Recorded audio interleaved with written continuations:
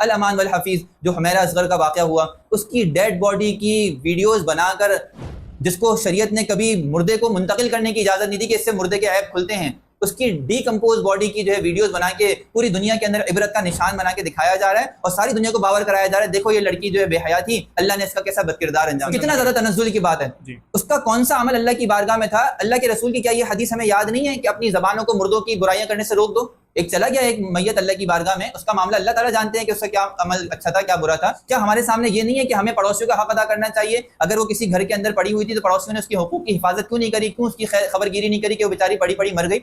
ये सारे दीन और शरीयत के अहकाम हम उनको छोड़ देते हैं, हमें खाली एक जो है इबरत का निशान बनाने के लिए अपना इंपीरियलिज्म। आपको पता है ये इंपीरियलिज्म क्या जाता है, यानी दुनिया के अंदर ये इंपीरियलिज्म कहते हैं कि अपने आप को दुनिया का सुपरमैन या सुपर मैसी सब करार देना और दुनिया की दूसरी कौमों का हकीर समझना।